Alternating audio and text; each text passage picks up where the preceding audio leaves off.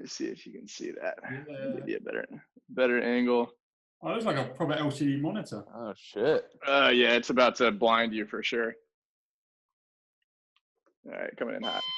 Whoa! Oh boy. Yeah, it's got a remote to it too. So you can So you can like program. Yep. Yeah, you can like program sets and stuff. So you Do can you do program like. yourself into the Matrix? I think so. I feel like I'm in the Matrix right now. It's just so bright. So bright. So my roommate and I will like set it up and like time ourselves getting ready. Yes, the American accent brings back. Oh, it's so nostalgic. It's so nice to hear one. Thank you for giving me this. So you swam in the States? Yeah, I swam in at Eastern Michigan. Oh, right on. Yeah, so I was actually at George Mason my freshman year over on the East Coast. Oh, cool. I don't think we were in the same conference. We were in the CAA, and then we moved over to the A10. What conference were you guys in? We're in the MAC. Math. Okay, cool. MAC. Gotcha. Yeah, you ended up at ASU, right? I did, yeah. I swam 1 year at George Mason, then popped over to the other side of the states. Sunshine. Like I the see. biggest, yeah. It was basically a complete opposite change. Went from cold and what felt like a really small school. For some reason, it's the biggest school in Virginia, probably because it has the most people, but it feels really small.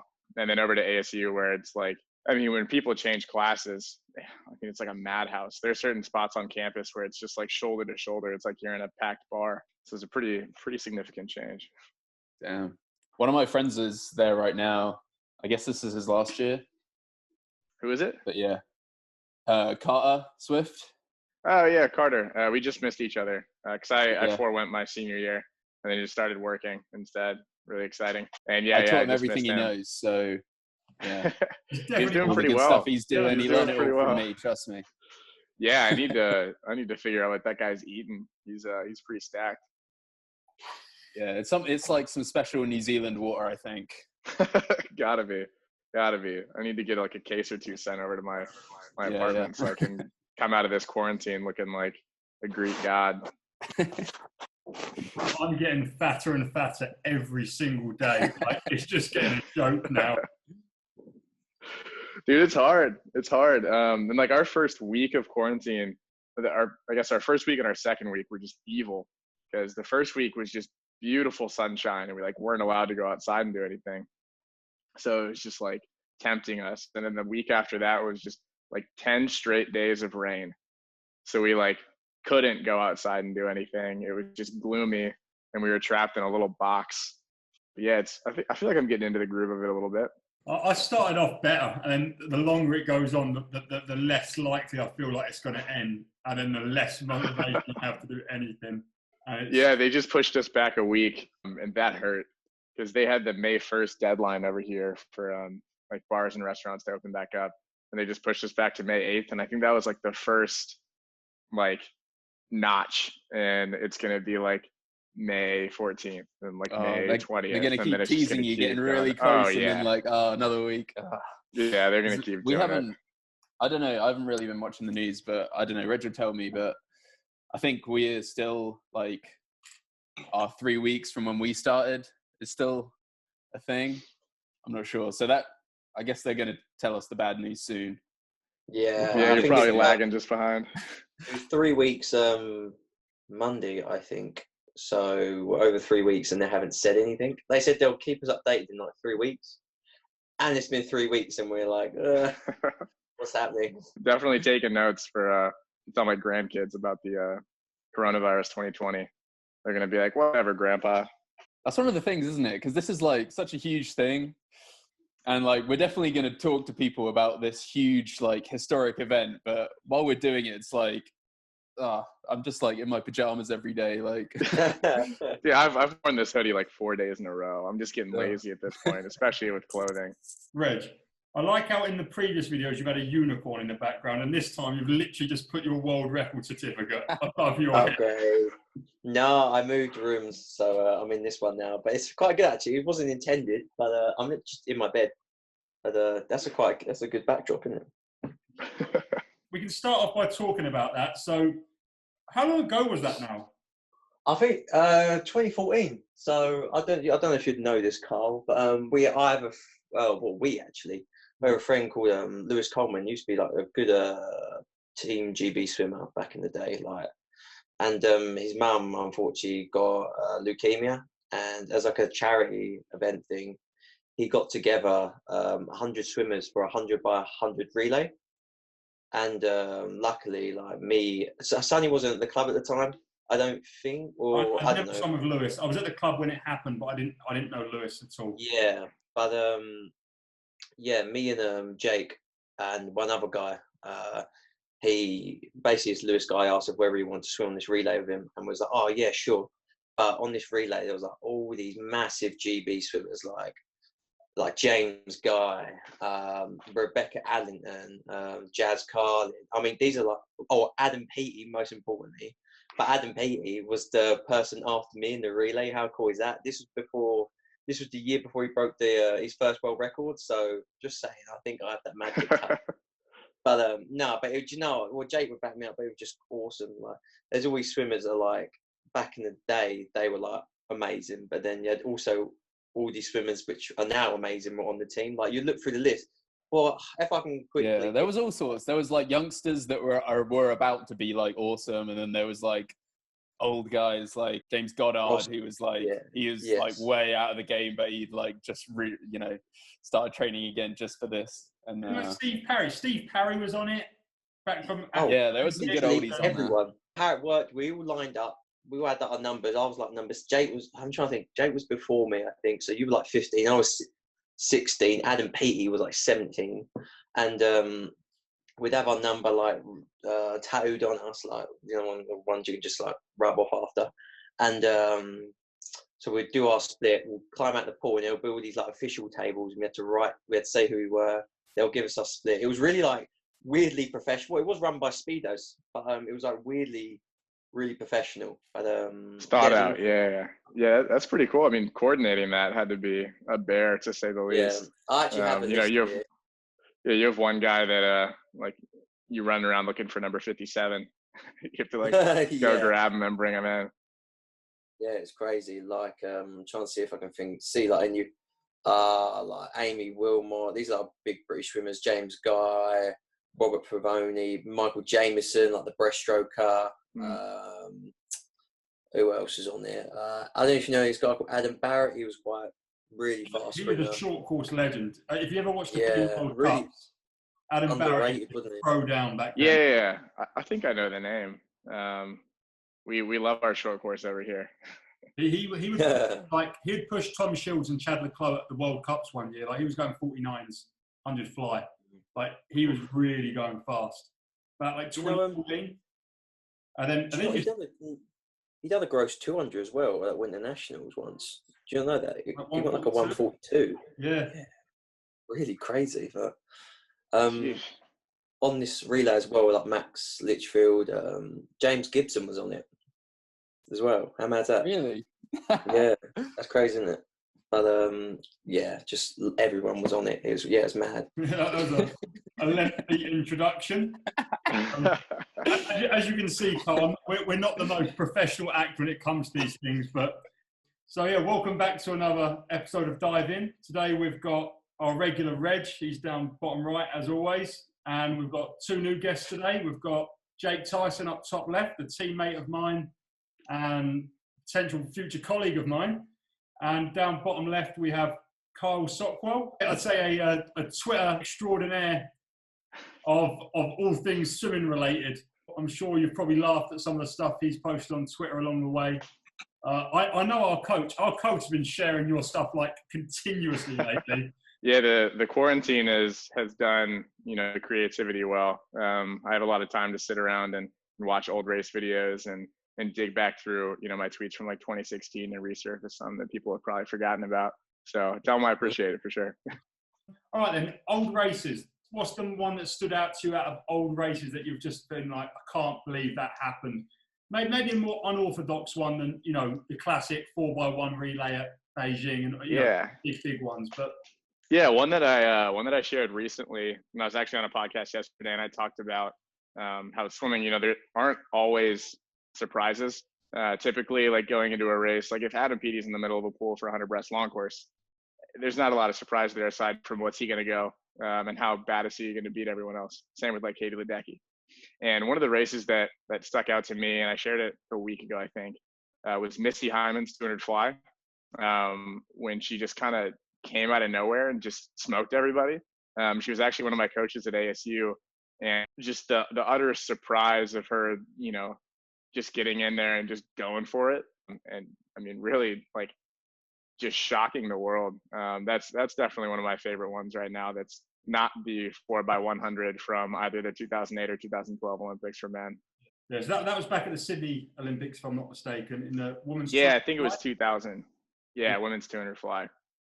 She didn't quite go the 201 that's still standing. I forget who said it, but that world record is just ridiculous. That's not going to go for like ever, is it? No. Lu Ji, the Chinese. Yeah, I think so. And I think like the second fastest time behind that might be like a 2035. I reckon or Jess Shipper, something like that. Jess Shipper, the Australian. Yeah, I think so. I mean, that world record is one of those. I mean, Michael Phelps's 403 is insane, but I mean, the 201 just doesn't make sense.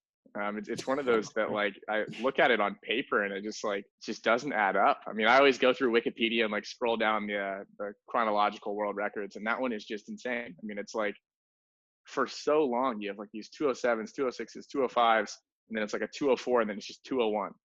It's just like she figured something out. But yeah, I mean, Misty, I mean, unreal race, shocked the world, and just laid it all out there. That was a bit before my time in terms of watching it live, but things that I've watched live in my own experience, beyond everything that happened in 2009, which I remember I didn't have Sky at the time, so like to watch that, I used to get up early and go across to my neighbour's house and like sit and watch the heats. Then in the afternoon, I'd watch the final. So I just remember them thinking, what on earth is this kid doing? I used to like walk over in my PJs. But at the Beijing Olympics, which had been like the first major meet that I remember like properly tuning into, I remember the year before I'd been on like a training camp with Jo Jackson. So I was following her quite fondly. And Katie Hoff was like the big talk about, she was the woman's version of Michael Phelps going into Beijing. And then in the women's 400 free at that meet, she was leading by a country mile until what must have been the last 25. And that's when Rebecca Adlington sort of zoomed past for the win. And then Jo Jackson also got the bronze. So they come either side of Katie Hoff. I just remember that race being just like super, super seared into my memory because and then Katie Hoff was meant to be this next big thing, but probably overcooked it with too many races. Yeah, that, Beijing it's an interesting one because, you say Beijing and the swimming community and you think, oh, Phelps is 8 golds. I mean, there was so much other stuff that went on at that meet. And I mean, maybe one of the most overshadowed performances was Eamon Sullivan leading off in a world record in the 400 freestyle relay. And like, it just kind of got like pushed aside. I think he went like 47-1 or something, 47-2. He smoked everybody. Yeah. And everyone was like, all right. I was like, what do you mean, all right? And I mean, you replay that relay and I tweet it and stuff and no one talks about it. I can't even imagine that. I mean, like, I think Murphy broke a world record in the 400 medley leading off as well. And it's just got to be such a weird feeling, like looking up at the wall, especially for a commentator too. I mean, every time that happens, it's hilarious to hear the way that they react to it because they're like, all right, I'm going to double check and make sure because like the banner doesn't pull up and say world record or anything. And so they like, I don't know, probably like 50 meters into the next leg, they're like confirming that it was a world record when in reality, like, in a 400 IM, like Phelps goes 403, everyone's talking about it for weeks. And I mean, that world record, that 100 free might have been the most overshadowed world record that I've ever seen. Because I mean, immediately at the end of that race after Lezak's comeback, I think everyone just forgot, which I mean, I feel terrible for Eamon because I mean, he popped off at the beginning of that relay. He didn't have a great meet in terms of like unfortunate scenarios though, because he finished that meet with the world record for the 50 and the 100 freestyle and no gold medals. Because Bernard won the 100. I think Cielo won the 50 if I'm not mistaken. So he won no gold medals, but finished with two world records. So he got the 50 at Aussie Trials, he went 21.28. And then in the semi-finals, he got the 100 free world record, 47.05. So yeah, like because he got it in the lead off of the relay, then Bernard got it again in the heats or semi-final 1. He got it again in semi-final 2, and then Bernard ended up getting the victory. It's like, would you rather have an Olympic gold medal or would you rather have world record? Well, Bernard's still got the Olympic gold medal, and Sullivan's no longer got the world record. So. I mean, yeah, that's it. That's the answer. He's got his name Unless on that it's a 201, Wikipedia 200 list, fly, in which case. Yeah, that one might be around for a while. Looking at world records, I was delving into the 50 freestyle because like I uploaded like me annotating a 50 freestyle from 1990 where both Tom Yeager and Matt Biondi went 21.8 back in 1990. And that 21.81 stood as the world record until Popov went 21.64 in 2000. And then that stood as the world record until Bernard and Sullivan started throwing it down in 2008. So I think between 1990 and 2008, only like 5 people went under 22, which is absolutely staggering. Like, I think Schumann went 21.9 at one Commonwealths. I think Ben Wilder Sabrina went 21.8 at 2007 World Champs. I mean, we're talking about a very select few guys. Irvin went 21.9. Gary Hall Jr. went 21.9.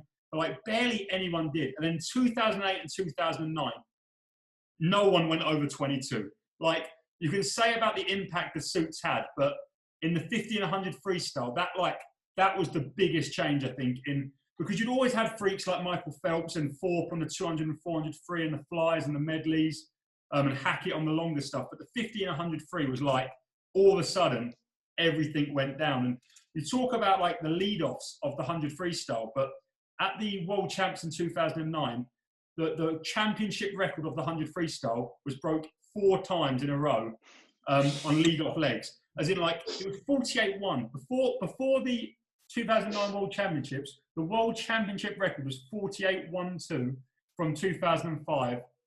And then over the course of that meet, it obviously went down to 46-9 as it stands today. Damn. That was long. Sorry. I love that. That's good. This is literally... Wait, let's go back to the earlier guys. Like, this is when... Just highlight, like, Gary Hall and Popov or whatever. Back in the 90s, like, they were still racing in, like, Speedos then, right? Or, like, nappies or whatever they had back then. Oh, it's like vintage goggles, basic Speedos. Grab start. The blocks are a joke. Grab starts. I mean, I think it's like the most untalked about thing in swimming, I think, is we talk about the suits and what the difference they make, but no one talks about in 2009 not having a backboard on the block, and then sort of post 2010 every meet ever having a backboard on the block, and it's now something that we use. And the same with backstroke, having the wedge in the water. Like, no one really spoke about how much impact that would have made. What would have Aaron Pearsall gone with a wedge, if any difference at all? Or is it just a bit more, does it just allow more consistency with starts? I mean, I don't race enough backstroke to comment myself, but there's definitely on the block side, a performance difference. Yeah, I think the thing for me is I think it's like a confidence thing. I remember like putting my feet on the wall at junior nationals and nationals on those Omega touchpads and just being like, I'm like 50-50 whether or not I'm going to get off the wall without just my feet shooting to the bottom. So, I mean, I missed out on the ledge, but I can only imagine like having that kind of grip and that kind of confidence, knowing you're going to launch off the wall. I mean, that's got to do a world of help, launching into a 2-back. I'm actually, if you slip off the wall, you're dead. I'm not a fan of the old wedges. Really? And partly because, like, I've never swum with a wedge. So, like, the last time I ever swam backstroke before last season was, like, 6 years ago or something. And that was when the wedges were, like, first being introduced. So, like, I swam 50 back for the first time with a wedge at our nationals in December. And, like, in the heat, I just went straight to the bottom. Because I went way too high and then right down to the bottom. And then, did about 5 kicks, just smacking the bottom. And then, yeah, so in the final, I think I just went no ledge. I was the only one. Yeah, I wouldn't even know how to set that thing up. I didn't know. It was like my first wedge I'd ever seen. I was like, oh yeah, I forgot about these. we fished out that video of you guys racing back in 2010, and you still had a grab start back then, Reg. Yeah, I'm trying to think, when did I get to track start? Like, I had a grab. Well, the thing is with our blocks, Carl, our blocks are like the basic rubbish ones. Like, they're just flat, no backboard. So yeah, I remember when I first like joined like the club I'm at now. I used to do a track start. Obviously, my start hasn't got any better. I'm profound for having the worst start you'll ever see, right? And yeah, like, I think I just thought, my track start's useless. Might as well just go to a grab start. I might as well just do a grab start. Like, I don't think it made much of a difference for my actual race. But yeah, I mean, grab start life, innit? No one does it now. The thing that gets me now is the relay starts where they step 1 foot behind the backboard and then go over it. Yeah, I don't get that. I mean, it can't make that big of a difference, right? We tried those out, and I got to tell you, I disagree with you. I think so you got like 1 foot on the lip and then 1 foot behind the lip, and then you step over and just launch. I love that. I love it so much. I don't know why, I gotta for give some it a reason, go. I just like enter the water so much more cleanly when I do that. More cleanlier, yeah. Yeah, thank you. I don't know. I don't get it. Maybe it's like the back foot coming up a bit higher rather than both going together, or I don't know, but I love it. But it's definitely harder to like judge because you're a little further back on the block, so it's not the same as when you're judging someone coming in. So you gotta practice it a lot to get the timing right, for sure. Yeah, that's pushing the boundaries of athletics for swimmers. There are a few people that I could probably pull in off the top of my head that I would pay money to have to not watch do it. And one of them probably being me. I'd probably find a way to mess that up. I was a 1 foot on the edge of the block, 1 foot back relay start guy, but I was also a 400 IMer, so I didn't like really train relay starts. It's become an absolute like must do now though in NCAA's. Like, I don't think you could watch a conference final even without seeing every relay team doing it. It's just like something drilled in now. And I mean, I know you guys practice relay starts in America a lot more than we do back in the UK. I mean, I don't think we've ever done a training session where we've practiced relay starts personally. Absolute zero. Yeah, we won't do that. We're not about that here. No, I mean, I remember growing up. Yeah, I mean, we practice a lot of relay starts, especially during taper. Growing up, I went to a practice at the University of Texas down here. Obviously, they've got a dynamite program.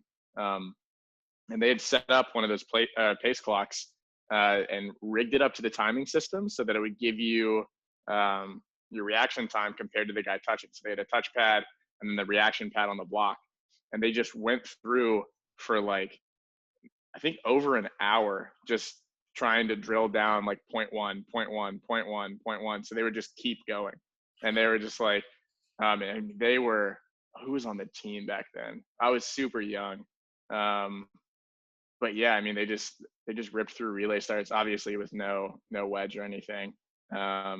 Yeah, and just hammered those home for like over an hour. Had to get boring. That's how it needs to be done. It's great. Yeah, I mean, especially like that confidence factor, kind of like the backstroke wedge. You know, if you've done it 1,000 times with that guy that's going to be swimming in, you know what his finish looks like. So you're not thinking about it. You're thinking about the race. It's all that repetition. That is big. Like because even though everyone's coming in at pretty much a similar speed, like compared to the people on your team, but there are some people that you just kind of, you know, if they're the person coming in that you're taking over from, that you're just going to be Gucci, whatever happens, you know. I think height plays a big factor in that too. I think Dax Hill was on the team, and he ended up winning the 200 free at NCAA's one year, and he's like 6'9" or something like that. They've got a guy on their team now that's like 6'11", and then they've got Austin Katz on their team who's like, I want to say like 6 foot. I mean, they both finished totally differently. You know, one stroke for a Dax who's 6'9" could just be under the flags. And then, I mean, you're off by 0.3, or, you know, vice versa. Yeah, it's weird. I don't know. I've had a relay order flipped around on me before, in like high school, and you just feel like in the back of your mind, like that tiny bit nervous that you just like don't really know what they're gonna do. Especially like breaststroke and fly, like Phelps' finish in '08. Like imagine doing a relay start off that. Like then you're swimming the rest of your race like, oh man, I went super late, or you're like, I think I just DQ'd the relay. Isn't that what Lazak thought though? Like I saw an interview with him the other day, and he was like, "Yeah, no, I like the first 25 meters of that race, I thought I'd DQ'd us." Oh, I didn't like, see that.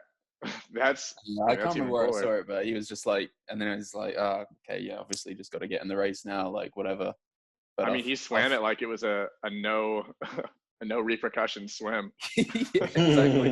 Might as well just rip this one out. Like, Yeah, maybe that's what did it. He was just like, whatever, DQ'd us anyway. See what happens. Yeah, like he said, I think I sent that to you because it was like an old TV piece, like really cool footage. And he said like the first 25 meters, I just couldn't get out of my head that I'd gone early. And I don't know the actual reaction time off my top of my head, but I think it's like 0.01. Like it's mental. It's on the marker. It's like exactly what it needed to be. you were allowed -0.02, so you actually had 0.03 spare, but you don't want to push it any more than that. Yeah, just a ridiculous one. It's funny that we like looped all the way back to that, talking about relay starts. It just happens so often in the sport. That's got to be a mistake. Like he definitely, if you're 0.02 off actually false starting, like that's basically a false start. You know, like you don't plan to go 0.02. Yeah, I don't think so. I don't think that's. He kind of needed that to happen as well. If I was on the block and I looked left and saw Alan Bernard, I'd go before the guy even got to the flags. Like. I'd probably step down off the block. No, you're right. Sorry, Michael. It's just it's too much. Those guns. Too much. I can't do this to myself. So I apologize for your gold medal thing that you're trying to do.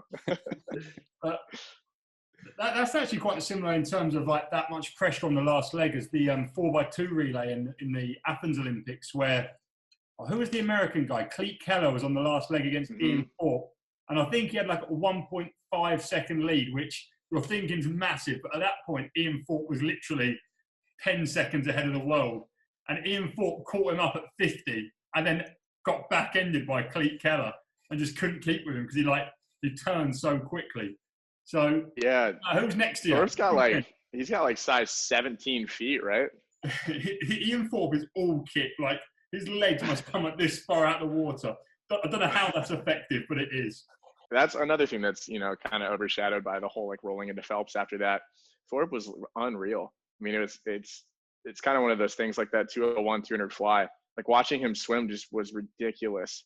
And I think there is a photo of him like with both feet up on the block, and his feet are just taking up like the entire block. And they were smaller back then, but it's just like one of those things where like I look at this photo and then I look down at my feet and I'm like, that's why I didn't have a world record. That's it right there. It's just great to see. I didn't have size 17. Well, I'll go one better. We had a teammate, a guy called Aaron, who had the biggest feet on earth and was the worst kicker I've ever seen.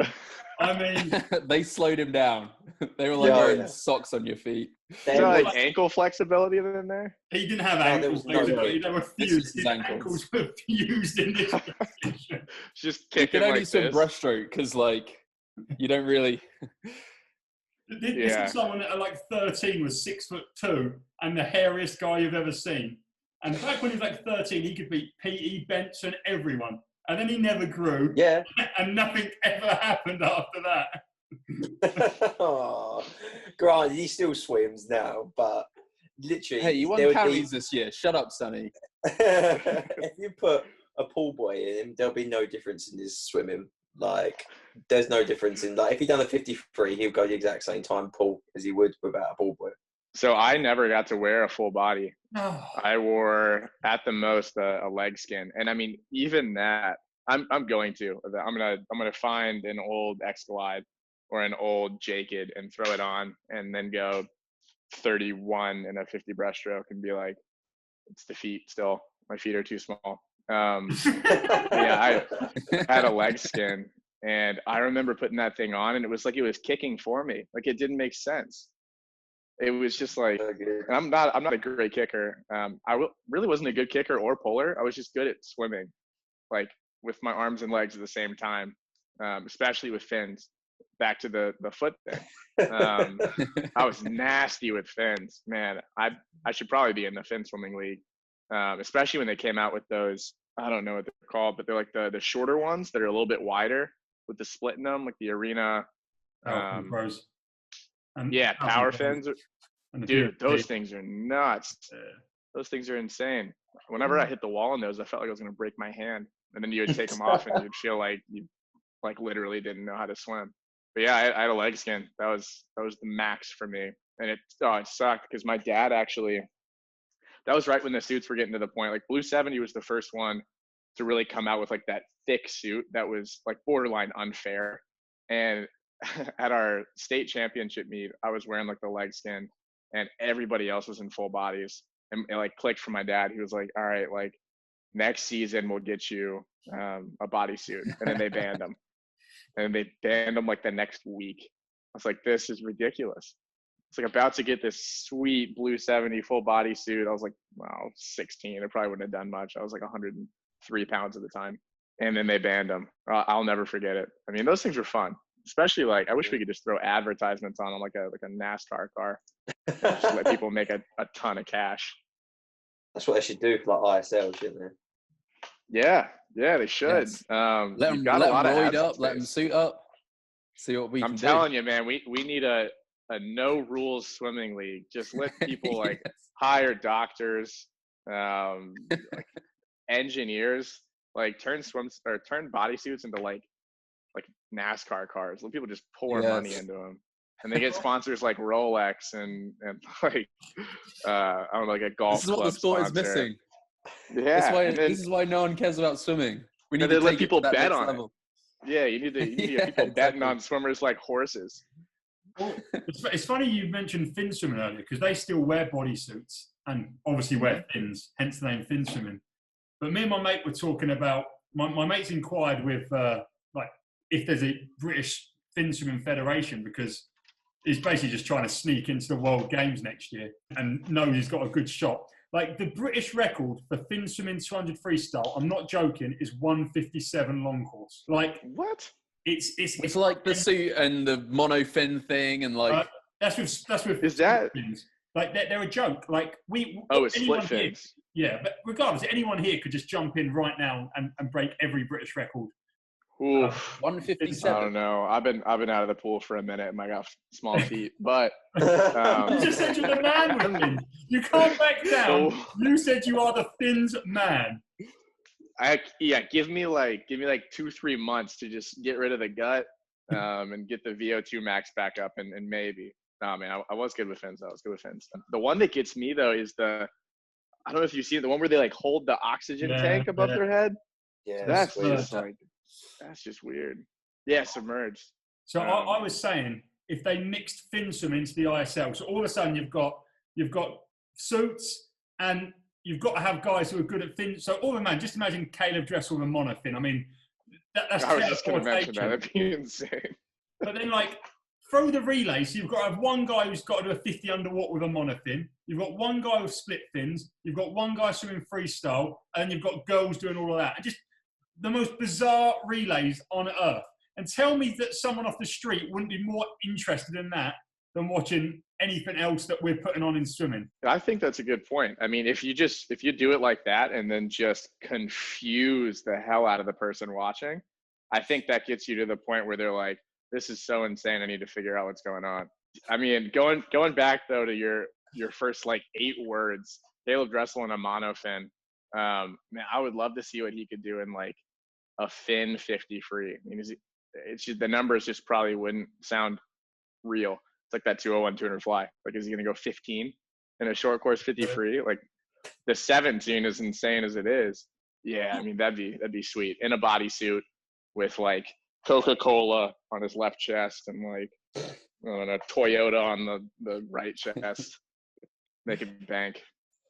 there's so much that could be done with swimming, and I think ISL especially, I think it needs to separate itself from FINA, and they're talking of it becoming them trying to like going forward to becoming the new sort of go-to swim federation. But if it's exactly the same and has the same issues that FINA has, then it's never going to be any better, and it won't be self-sustainable if they don't allow sponsors. This one guy can't fund this amount of money every year on year.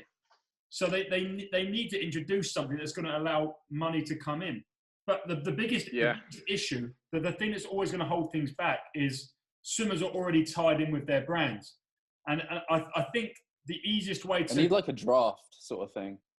That's fine, but I think they need to have, like in Formula One or NASCAR, they need to have brands with their teams, because they're never going to be able to have a suit sponsor if a draft team has Speedo, Arena, Tier, Blue 70 athletes. They need to have 2 Arena teams, 2 Speedo teams, 2 Tier teams, 2 Jacket teams, and then make a draft with them. Mizuno. Yeah, a Mizuno team, 100% on their team leader. But like, I never got to wear one of those either. Oh, just don't lie. I've been putting mine on every day when I wake up. It's the only thing that gets me out of bed. The tips of your fingers must be raw.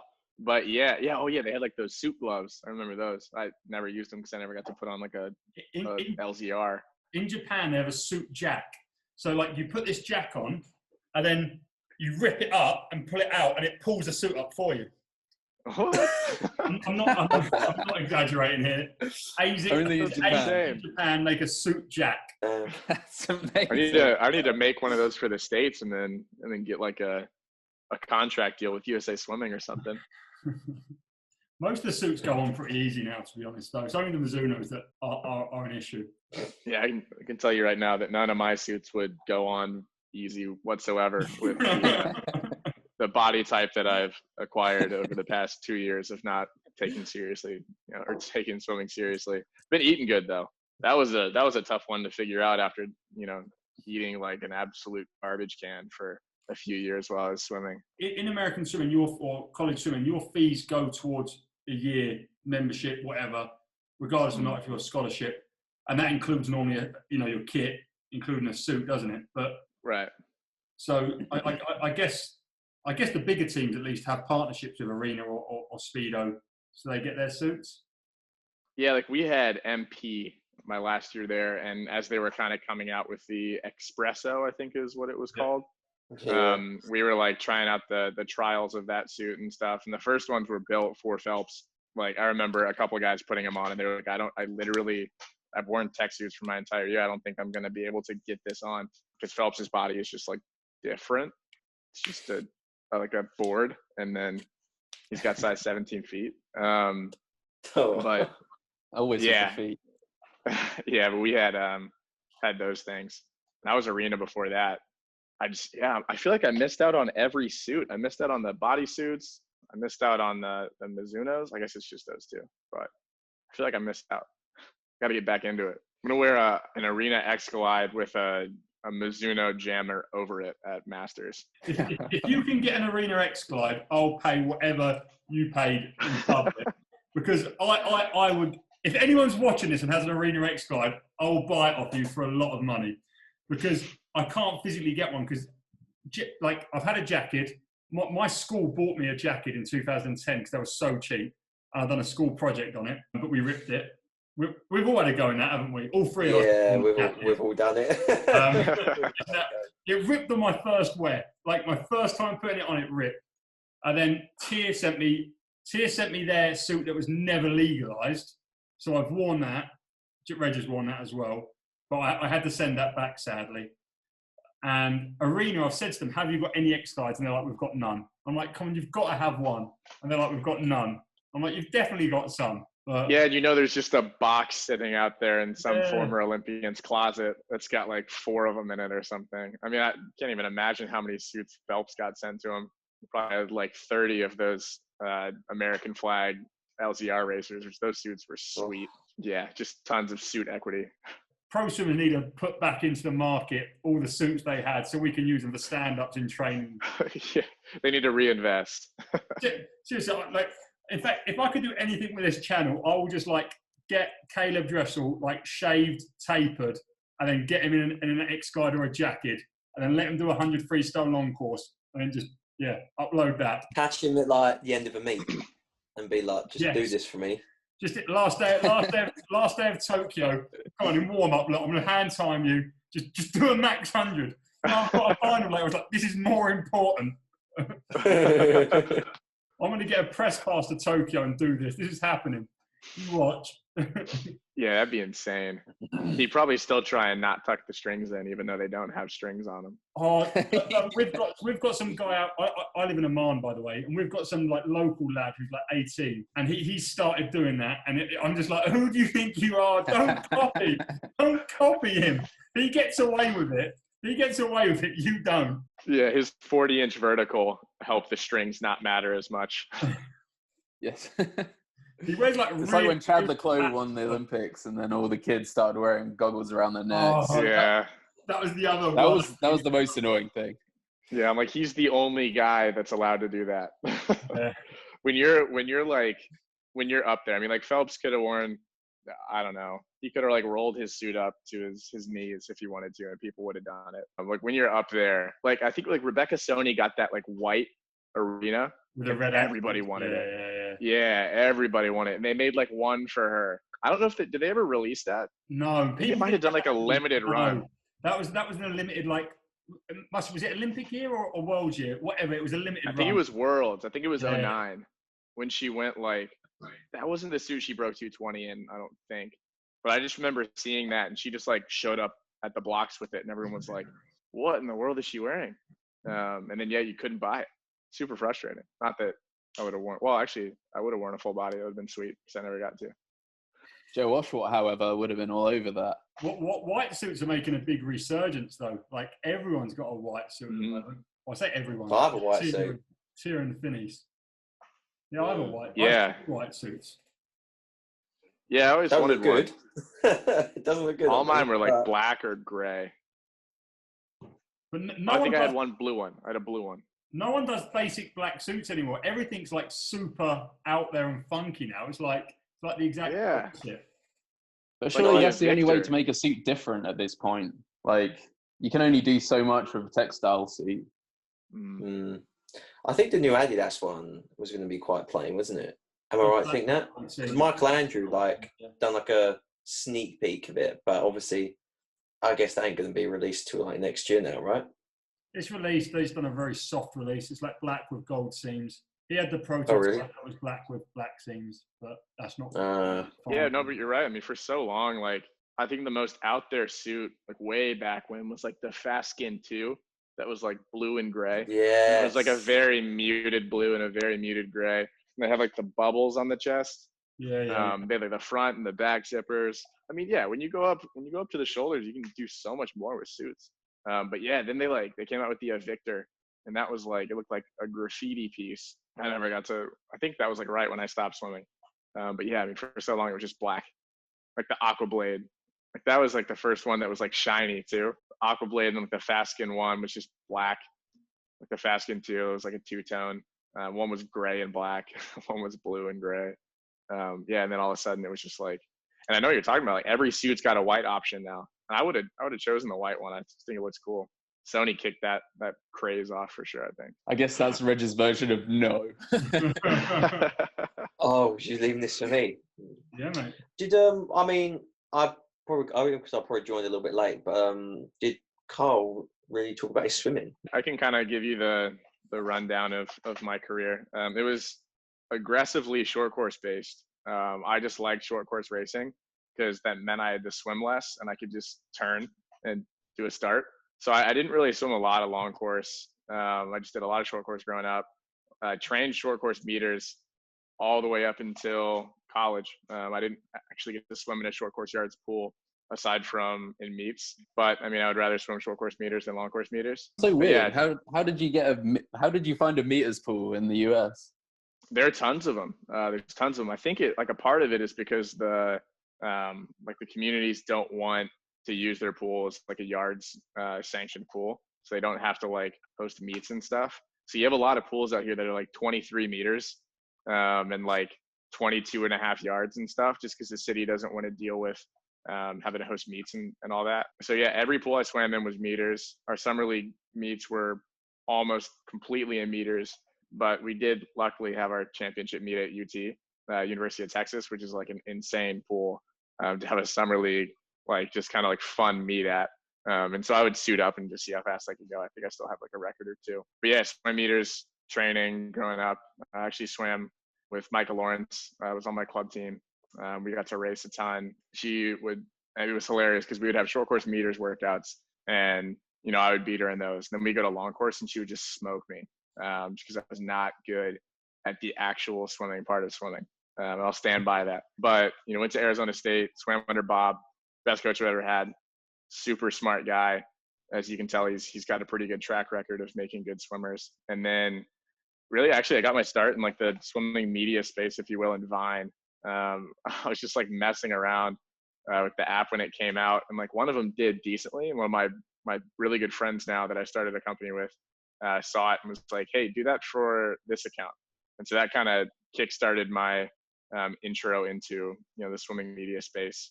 And now I just commentated Big 12s, and yeah, just gonna see where it goes. It's fun to put a little bit of fun on the sport of swimming, just because it is such a brutal mental sport. You don't talk to anybody, your head's underwater, and it's just hard.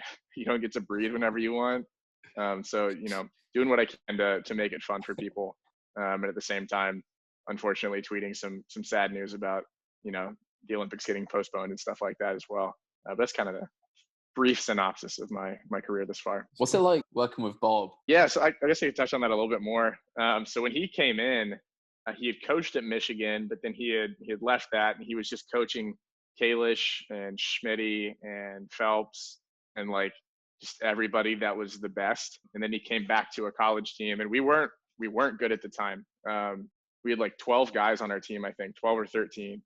So I was like leading off 200 medley relays, doing a 50 back, which is, for anybody on ASU that's watching this, like, that's not good. I should not be doing that. And so the first couple of years were kind of a transition, and I mean, he had to kind of get used to working with us because it's definitely different. We're still developing. We're not training for the Olympic trials. We're not training to go 402 in the 400 IM instead of 403. We're just trying to see how fast we can go. And so like the first couple months were a learning experience for both us and Bob. But I mean, right out the gate, you could tell with the sets that he was giving us that they were just incredibly well thought out, and that there was a plan to it, which for a swimmer is huge. If you feel like your coach just wrote the set on the way to the pool, it's hard mentally to get involved and really stay in it. But I mean, super meticulous with the way that he programmed everything. And I mean, we did some hard stuff. We did 1,000 IMs long course, FRIM. So FRIM is, for people that don't know, is free IM. So you go free, back, breast, free, which is great for me because I was a terrible flyer. It was like a dream set. And like whenever I still remember it was a 2,468 1,000 8,642 long course ladder. And I remember looking at it and just thinking like, this is my set. Like this, if I were to draw up a set, it would be this. And I do remember like on the 1,000 part of it, I was cruising. Just because that was like my forte, was 1,000 IM in practice long course when no one else wanted to try. That was my thing. I was like over in lane 8, and I remember Bob like running down the side of the pool, like yelling in my ear, and it was kind of a moment where I had to like step back, even though I was in like a world of hurt doing 1,000 IM long course, and be like, this was the guy that I watched, in 2008. Take Phelps to 8 golds, and now he's like screaming at me on the side of the pool while I do 1,000 IM. And I mean, it was cool. When he initially got brought in, it was, for everybody on the team, it was like oh dang, like it was really cool at first, and then we were like, oh, like this is gonna be intense. And it was. And I mean, the team this year, fortunately, it got cut short. I mean, they were set up to really pop off. I mean, a couple of our relays, we were up there with Cal. We were getting touched out by Cal. We had one relay get DQ'd, and if that didn't happen, we probably would have been second at Pac-12s. But I mean, the team is just looking really good. So I mean, it was it was a learning experience. He learned super fast. We learned super fast. And I mean, he's got a full 4 years of recruits under him now. So once we get back into it, I mean, that team's going to be really good. Yeah, it was cool. Awesome. Yeah, and he's a nice guy So, too, so that helps. Do you feel like he would just like shout at you whenever he shouted at you? Would you feel like that was kind of what you needed at that point? Yeah. He had, and he didn't really like blow up ever. It was very selective. And so when he did, you were like, something like, if it was to you, you're like, I did something wrong. I had one. So I was so bad at training over the summer. I loved short course swimming, like I talked about. I just hated long course. And I know it would have made me better. Looking back, I wish I had taken it a little bit more seriously. And I remember, like, I think I went a best time in the 200 breast. And I like went over to him after prelims and I was like, that was pretty good. And he like looked at me and immediately I knew. I was like, oh, I'm dead. I don't know why. Like I went a best time. I was like, yeah, I'm going to go over to Bob. He's going to tell me good job. And just like roasted me and just told me like, if I had taken, the summer seriously, like I'd train more seriously, I'd be like a 153 or in this and like a 343 in the 400 IM and stuff along those lines. And I was just like, I mean, it was different than, him cheering for me on the side of 1,000 IM. And then I just went a best time and he was telling me that, I should be better than I am. And I had a similar thing happen with like Brendan Hansen. He's a friend of mine. And I remember at like a summer meet, I went like 106 in the 100 breast. I was super out of shape and I went out like 29 and came back like 37. And I was like walking down the side of the pool and he like grabbed me and was just like just disappointed. And it was another one of those childhood hero things where like, and in Texas, I mean, there's a ton of those guys that stay here, and he's still here. But like, just looking at like the breaststroke god of the USA, Brendan Hansen, look at me like disappointed in what I just did. And I was like, I went out 29. That was pretty good. And I was like walking back over, and he was just like disgusted. And it was like a similar thing with Bob, like, growing up in that Phelps era, and then having, that idol, like that coaching idol, or that, breaststroke guy that you like idolize, like Brendan Hansen, like 208 world record, at nationals and stuff like that. I remember watching those races, just look at you and like wish you were better. Was like a very humbling experience. But yeah, I mean, when he ripped India, it wasn't like anything different in terms of a coach, really getting India, but it was just who it was that was different, especially for, the people in our age bracket that watched him and Phelps, the split screen of Phelps, swimming and Bob like screaming through a heat sheet and like spitting the heat sheet and stuff on NBC with like Rowdy Gaines yelling at him. Now he's yelling at me. Just carries a little bit more weight. Yeah, you can't exactly argue with that guy. No, I definitely wasn't. I definitely wasn't going to. It's cool though to have kind of idols who you respect and who have a lot of credibility kind of tell you the things that you kind of don't want to hear, but you need to hear sometimes. It's funny because we've been fortunate enough to have some decent athletes come visit us. We have a budget in our club. So we've had Liam Tancock come visit us. We've had Jazz Carlin. We've had Caitlin McClatchy. We've had Robbie Rennick. And we sort of asked them, to do certain stuff with the kids. And one thing we say is like, whenever they reiterate what we tell them on a daily basis, you see it just click with the kids. And all of a sudden they're like, oh, maybe we should be listening to our coaches.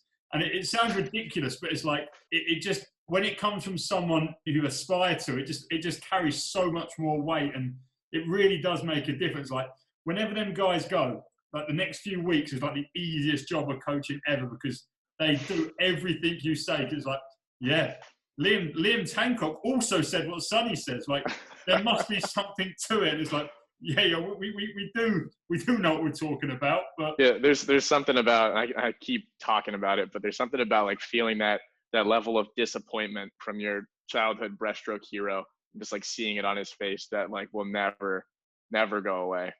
Just remember being like, it felt like my dad was like disappointed in me, but like my dad was like a famous swimmer, and I was just like, I just like wanted to apologize. It was just such a difference between like, oh man, like I went out 29, that's pretty good. Like if I come back, 33, then I'm a 102 instead of a 37. And he was just like, nope, like you're wrong. That was bad. And I was like, you're right. I'm sorry. If I'd been watching, I'd have been like hugely different. I'd have been just super respect. I love it when people go out like absolute nutters.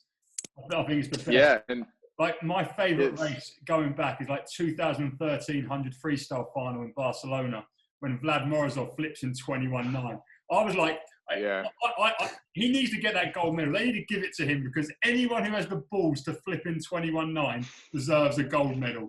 I just remember sitting there like, what am I watching? What is going on? He's going to go 44. He then died. I didn't care. Like, he'd won it. Yeah, I think he lasted like another 7 meters. That was insane. I remember that. And I forget who was commentating it, but they were like, it was similar to like the Eamon Sullivan thing where you're like, you don't know what to do.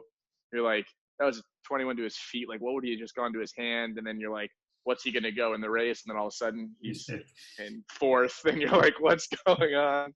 Yeah. And then I think he ended up I don't think he got last though, did he? I think he got like he comes fifth or sixth. Yeah. Yeah.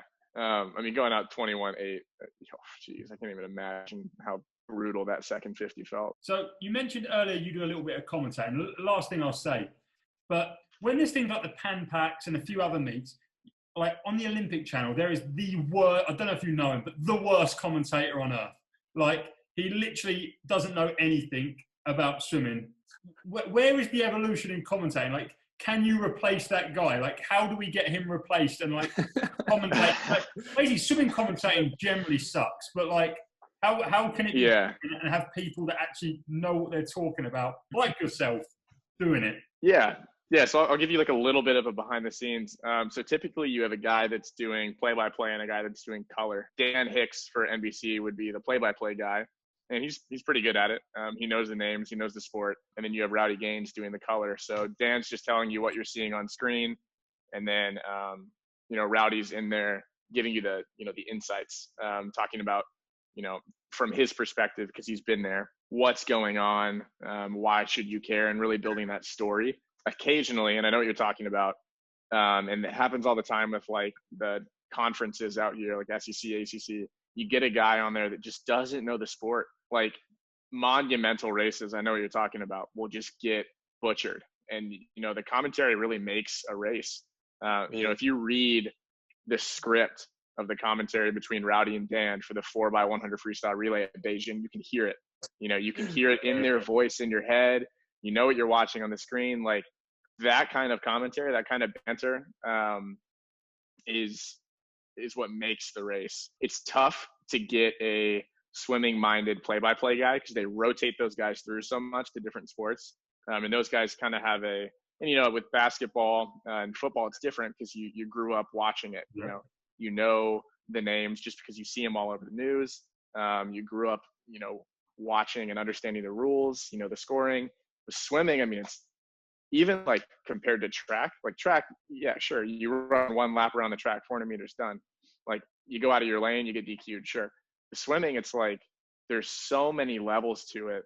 I'm not even at like the point where I'm the foremost expert or even in that tier of swimming knowledge. But at the same time, when I talk about swimming, if you take a guy that's like a passive swimming fan, every fourth word he's not going to understand. So finding that balance and somebody that's able to call a race and bring in like a Rowdy Gaines behind him, who I think is super underrated in terms of his commentary. He provides incredible insights, and I just love his aggressive, passionate, like he can't hold back. When he's seeing something that he knows is crazy, like he will blow your eardrums if he wants to. I think that's great. But I mean, I would take that any day of the week over somebody, calling someone the wrong name. Like I think someone called Lochte Phelps or something when Phelps was getting crushed by Lochte, and then Lochte touched the wall and he was like, and you're like, oh God, great. So now I have to listen to that call for the rest of my life when I rewatch this race, unless we want to dub over it or something. Like that just aggressive lack of knowledge for the sport. It does feel disrespectful at times. It's a hard job. I mean, I messed up 5 or 6 times over the course of that 4-day meet for sure. But at the same time, having someone behind the mic that knows the sport, knows what's going on, knows when they're going to finish the race, and stuff like that. I agree with you. Like once you get to a certain level, it is inexcusable to have someone back there that doesn't know exactly what's going on. How do we get there? I'm not sure. More money in the sport. I need to practice my announcer's voice more and get more gigs. So if anybody's watching that wants to hire me when the world is back to normal, I'm here. I'll give you my business card. But no, I agree with you. I agree with you on that. Cheers, Cole. Cheers for joining us. Cheers, Jake. Cheers, Reg. Hope people enjoyed. And I'll see you on the next one. Thanks, guys.